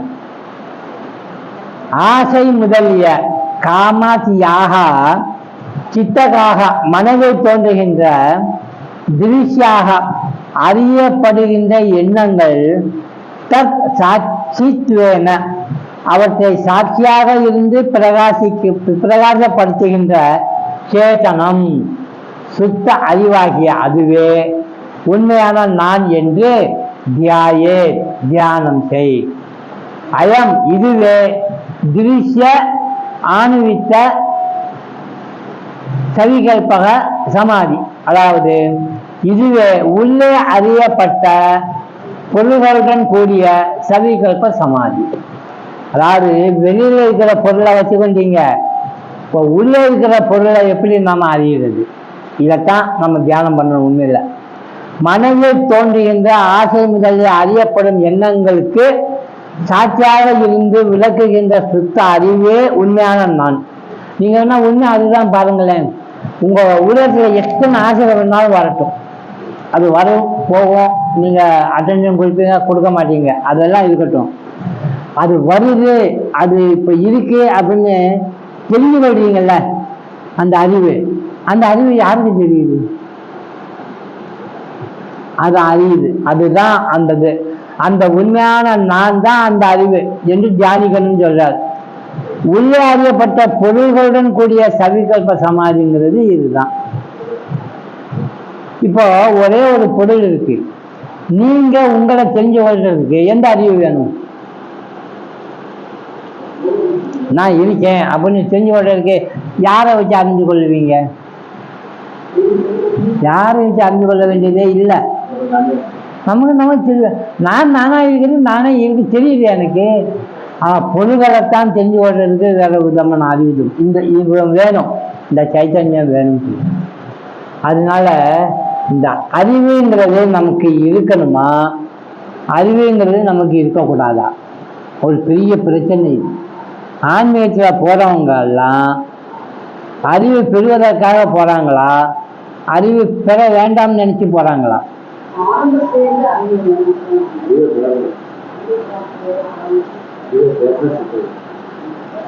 அறிவு நிறைய வச்சு இந்த பெரிய பெரிய பண்டிதர்கள் கூட இறுதியில என்ன நினைச்சாங்க தெரியுமா? ஏண்டான இதெல்லாம் படிச்சேன், இது எப்படா என்னை விட்டு போகும். பின்ன அது கஷ்டப்படுத்தும், அது போகாது. இந்த பாண்டித்யம் படிச்சவன் ஒரு கர்வமும் வரும். இருக்கிற யுகோ போறதுக்கே கஷ்டப்படுறவன் பாண்டித்ய யுகோ வேற வச்சுக்குவான். நான் பெரிய நீங்க பக்த விஜயத்துல பாருங்க, நாமதேவர்கிட்ட, கபீர்தாஸ் கிட்ட, ராம்தாஸ் சுவாமி கிட்ட, எல்லாருக்கிட்டையும் ஒவ்வொருத்தரும் சண்டைக்கு இருப்பாங்க. உனக்கு என்ன பஞ்சதுன்னு தெரியும், நீ என்ன படிச்சிருக்க, என்கிட்ட வாதாடிப்பார், யார் ஜெயிக்கிறா பார்ப்போம். ஏன் என்ன என்ன எதை பத்தி? அதெல்லாம் எல்லாம் உலக விஷயங்கள் பத்தி. அதனால ரமணர் ஒரே ஒரு வரியில ஒரு விஷயம் சொல்றார், நான்கிற அந்த ஆன்மாவை அறிவதற்கு எந்த அறிவும் தேவையில்லை. அது எங்க இருக்கு, எப்படி இருக்கு தெரியுமா? அறிவும் அறிவு இன்மையும் இருக்கின்ற இடம் எதுவோ அங்கதான் அது இருக்கா. அந்த இடம் எப்படி இருக்குன்னு யோசனை பண்ணு. அறிவும் அறிவு இன்மையும் உலகத்தில் இருக்கிற விஷயங்கள்லாம் ஒருத்தன் தெரிஞ்சு வச்சு கொண்டுட்டா அவன் பெரிய அறிவாளின்னு நம்ம சொல்லலாம். எல்லாம் தெரியுமா அவனுக்கு, எந்த கேள்வி சொல்லுவான். பள்ளிவட்ட போனா சொல்லுவான், என்ன டைப்பிலாம் படிச்சு கட்டுறதுலாம் ஆயா பயனன்கொள் அப்படின்ட்டுவார். படிச்சு என்னடா பிரயோஜனா, நீ என்ன படிச்சிருக்கேன்னா அவன் பேரு தூண்டுதான் இருக்கும். செல்வம்னு பக்கத்தில் இருக்கிற எழுத்து பார்த்தா ஏபிசிடி எத்தனையோ இருக்கு, அத்தனையும் இருக்கும். என்னடா இது எல்லாம் அத்தனையா படிச்சிருக்கு. அவன் கேட்கிறாரு, ஆய பயனன்கொள், நீ எதை படிக்கணுமா அதை படிக்கிறீயே. வாழறிவன் நல்தாள் தொழாது. வாழறிவனான இந்த விஷயத்தை நீ யாருன்னு உனக்கு தெரியாது, ஆனா மற்றதெல்லாம் உனக்கு தெரியும். நீ யாருன்னு முதல்ல உன்னை தெரிஞ்சுக்கோ, அப்புறம் மற்ற விஷயங்களை பார்க்க. அதனால உந்தி பற அப்படின்ட்டு ஒவ்வொரு வார்த்தைக்கும் அடியே உந்தி பறன்னு ரமணர் ஒன்று எழுதியிருக்காரு.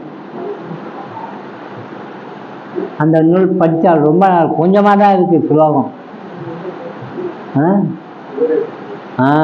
உபதேச அது என்ன பேரு? உபதேச உந்தியார். படிச்சு பாருங்க. அதுல ஒண்ணு இது. அறிவும் அறிவு இன்மையும் இருக்கின்ற இடம்தான் சச்சிதானந்தம், அந்த அஸ்திவாதி பிரியம். அப்படின்னா அப்ப அங்க அறிவு இருக்காதா? அப்ப பிரம்மத்துக்கிட்ட அறிவு இருக்குமா இருக்காதா?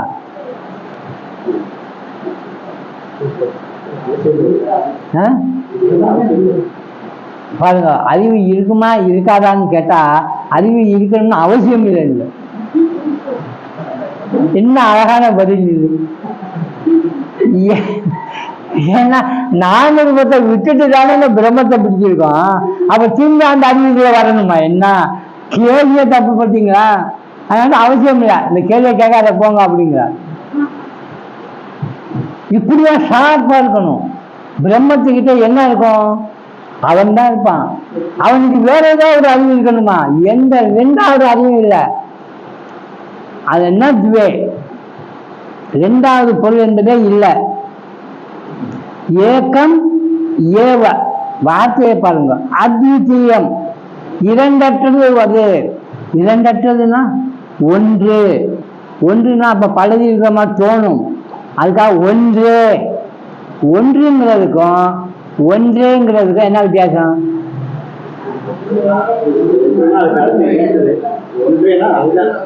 அது இல்லை. எவ்வளவு சாமர்த்தியமா வேதங்கள் உபநிஷதங்கள் நமக்கு வார்த்தைகளை ஆடுறாங்க பாருங்க. அது மட்டும்தான் இருக்குன்னா அப்ப இதெல்லாம் தான். அப்பதான் சொல்றாரு பிரம்மம் எங்க இருக்குன்னு கேட்டா எல்லாருக்கும் பிரம்மம் இருக்குன்னு சொன்னா தப்பு.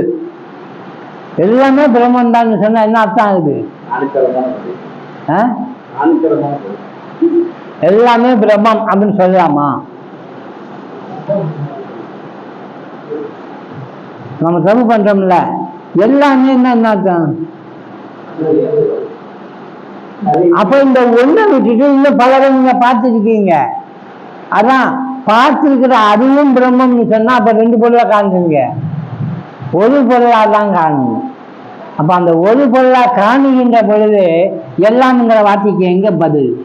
இடம் இல்லை, எல்லாம்னு சொல்ல முடியாது. நான் ஒத்துமே இருக்கேன், அப்புறம் எல்லாம் யாரா சொல்றது? அது இருக்காங்கிறது அது பிரகாசமா.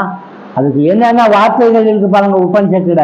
ஸ்வயம் பிரகாசம், ஏக்கம் அத்விதீயம், விமலம் ஏதாவது சேர்ந்த தப்பு,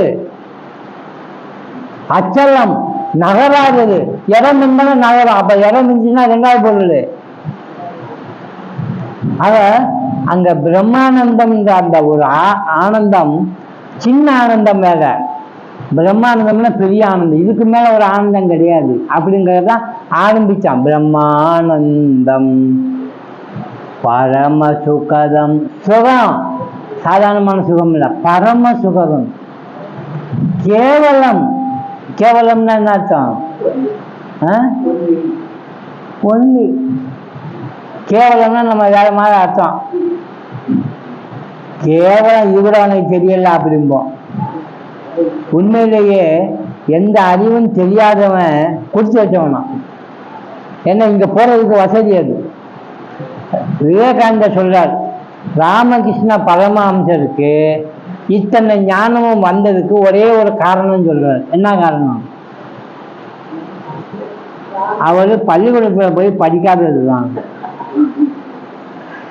பள்ளிக்கூடத்துல போய் படிக்காதனாலதான் மற்றவர்களுடைய அறிவு திணிக்கப்படல. இயற்கையா சுயமா பச்சை களிமண் புடம் போட்டு அதை எப்படி உருவாக்கணுமோ அப்படி உருவாக்கப்பட்டது. அதனாலதான் படிக்கணும். ஆன்மீகத்துல விவரம் கேட்கணும்னு நினைச்சீங்கன்னா, விவரங்கள் ஆன்மீகத்துல சிரவணம் பண்ணி அதை படிச்சு விஷயம் புரிஞ்சுக்கணும்னு நினைச்சீங்கன்னா எப்படி வரணுங்கிறாரு தெரியுமா ஆச்சாரியார்? களிமண்ணாவான். அதனால எந்த வாத்தியாராவது நம்ம பள்ளிக்கூடத்துல படிக்கிறப்போ களிமண்ணுன்னு சொன்னா ரொம்ப நல்லது. அவர் தான் சரி பண்ணல. நம்ம டியூஷன் ஏன் சொல்லி கொடுக்குறாரு வாத்தியாரு? பள்ளிக்கூடத்துல படிச்சா பத்தாதா? திரும்பவும் கூப்பிட்டு டியூஷன் சொல்லி கொடுக்குறாரு. மாசத்துக்கு 100 ரூபா. ஏன் சொல்லி கொடுக்கணும்? மார்க் அதிகம் வாங்கிருக்குல்ல, மார்க்கே வர்றதுக்கு மார்க்கே வர மாட்டேங்குது. அதுக்கு தான் டியூஷன் சொல்லி கொடுக்குறாரு, சரியா புரிய மாட்டேங்குதுன்னு. 40 பேர் படிக்கிறாங்க, 40 பேருக்கு வழங்குது, டியூஷனுக்கு வர்ற பையனுக்கு மட்டும் ஏன் வழங்காமல் போச்சு? அவனுக்கு கொஞ்சம் சிந்தனை சக்தி கம்மி, ஆராய்ச்சி பண்ணுறதுக்கு முடியல. அப்படி ஒருத்தன் வந்தான், சார் எனக்கு டியூஷன் எடுப்பீங்களான்னா. எதிராப்பா? கிராமர் இல்லை, இங்கிலீஷ் கிராமர் இல்லை சார் அப்படின்னா. ஓ எடுக்கிறேன்னேன்னா. ஆனால் நீங்கள் நினைக்கிற மாதிரி இல்லை, எனக்கு இங்கிலீஷ் கிராமர் ஒரு 50% நல்லா தெரியும், அங்கங்கே கொஞ்சம் சந்தேகம் வருது, அதனால நீங்கள் டியூஷன் எடுங்கோன்னா. அப்படியா, சரி எடுக்கிறேன் அப்படின்ட்டாரு. வழக்கமாக கேட்டார், தெரியும் அவருக்கு ஒரு தடவை வந்தால் 100 ரூபா ஃபீஸ் வாங்குவாருன்னு.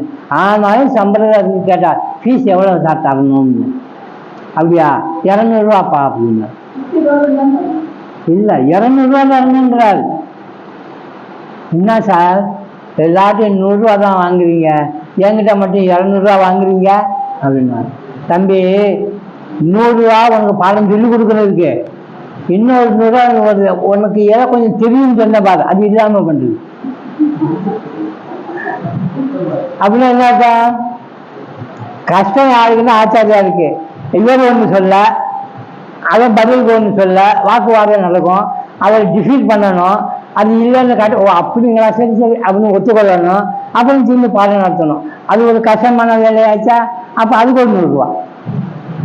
அதனாலதான் பழமொழி எப்படி வந்துச்சு, உலக விஷயங்களை தெரிஞ்சு கொள்றதுக்கு something is better than nothing தான். அப்படின்னா என்ன அர்த்தம்? சம்திங் இஸ் பெட்டர், ஒண்ணுமே தெரியாம இருக்கிறத விட உலகத்தை ஏதோ கொஞ்சம் தெரிஞ்சுக்கிறது நல்லது தான். இது உலகத்துக்கு. ஆன்மீகத்துக்கு வந்தா குரு இப்படி சொல்ல மாட்டாரு, nothing is better than something. ஏதாவது தெரிஞ்சிச்சுன்னு சொல்லி வந்தேன்னா சரி, ஒண்ணுமே தெரியாது எனக்கு சொல்லிக் கொடுக்க சாமி அப்படின்ட்டு வரணும். அப்போ அவர் சொல்லிக் கொடுப்பாரு, அப்பதான் அவர் எல்லாத்தையும் சரின்னு வைப்பார். இது குழந்தைக்கு அம்மா சொல்லிக் கொடுக்குற மாதிரி. சின்ன குழந்தை எப்படி இருக்குன்னா, இப்படிதான் பச்சை மண்ணு, அம்மா என்ன சொல்லுதோ அப்படியே அந்த குழந்தை. அப்பா யாருன்னு சொல்லி கொடுத்தது அந்த குழந்தைக்கு யாரு? யாருக்குன்னா கையை காட்டிருக்கலாம், அந்த குழந்தைய அப்பான்னு போயிருக்கும். சரியான இடம் அம்மா சொல்றதான் கேட்குது. அவ ஒன்றும் ஆராய்ச்சி பண்ண, எப்படி உங்களுக்கு அப்பா ஆகும், எப்படி எனக்கு அப்பா ஆகும், எப்படி அப்படிலாம் கேட்காது. சொன்னாங்களா சரி, இல்லை இவதான் அவன் மாமா அப்படின்ட்டா முடிஞ்சுது. அடுத்த நிமிஷமே மாமா மாமான்ட்டு போகும் யாரோ ஒரு ஆள். ஏன்? அந்த குழந்தை இந்த அம்மா மேல அப்படி ஒரு நம்பிக்கையும் ஒரு பாசமும் வச்சிருக்கு. அது மாதிரி ஆச்சாரியாட்ட வைக்கணும். இதுக்கு பேர் ஒன்று சொல்றாங்க, குரு சொல்லக்கூடிய வாசகத்துக்கும் சுருத்தியில் இருக்கக்கூடிய அந்த சாஸ்திரங்கள் சொல்லப்பட்ட அந்த வாசகங்களுக்கும் நம்பி அப்படியே ஏற்றுக்கொள்றதுக்கு பேர் ஒன்று சொல்லியிருக்காங்க, சிரத்தா. அந்த சிரத்தாவை யாரும் கேள்வி கேட்கக்கூடாது. குரு சொன்னா சரி, புஸ்தகத்தில் இப்படி போட்டிருக்குப்பா, அப்படியா சரி, ஆராய்ச்சி பண்ணினீங்க, சிரத்தை குறைஞ்சி. அதான் பகவத்கீதையில சுவாமி ஒரு ஸ்ரீகிருஷ்ணன் சொன்னாரு, யாருக்கு ஞானம் வரும் அப்படின்னா சிரத்தாவான் லபத்தே ஞானம். சிரத்தாவான், அதுல 3 வகையான சிரத்தைய 18வது அத்தியாயத்தில் சொல்வார். தமோகுண சிரத்த, ரஜோகுண சிரத்த, சாத்விக குண சிரத்த. சாத்விக குண சிரத்த வந்தா தான் அடுத்த ஸ்டெப்பு பிரம்மங்கிட்ட போறதுக்கு அவனுக்கு பக்குவம் வருது அப்படிங்கிறது. ஸோ இதெல்லாம் நம்ம கை கொள்ளணும். இது அத்தனையும் அஷ்டாங்க யோகத்தில் யமம் நியமம்ன்ற அந்த 2 விஷயங்கள்ல அவர் சொல்லிட்டார். ஒரு சார்ட் போட்டு ஒரு அட்டவணை போட்டு ஒரு பேப்பர் கொடுத்துருந்தேன், உங்கள்கிட்ட இருக்கும்னு நினைக்கிறேன். அதை கூட நல்லா ஒரு ஃப்ளெக்ஸா பண்ணி இங்க தொங்க விட்டா நல்லா இருக்கும். அதுல அந்த சமாதி சட்ட சம்பத்தையும் சேர்த்துருக்கேன். யமம் நியமத்தோட சமாதி சட்ட சம்பத்து அப்படின்னு ஒரு 6 விதமான சம்பத்து செல்வம் இருக்கு. சமாதி சமம் முதலிய என்னன்னது, சமம், தமம், உபரதி, திதிக்ஷா, சிரத்தா, சமாதானம். இந்த 6 நம்மகிட்ட இருக்கணும். இந்த குவாலிஃபிகேஷன்லாம் நம்மகிட்ட இருந்தால் இந்த திரிக் திருஷ்ய விவேகத்துல நிதித்தியாசனம் பண்றதுக்கு ஒரு தகுதி குவாலிஃபை நமக்கு வரும். அடுத்த வாரம் பார்ப்போம். 23வது ஸ்லோகம், 24வது ஸ்லோகம். மந்திரம் சொல்லலாம்.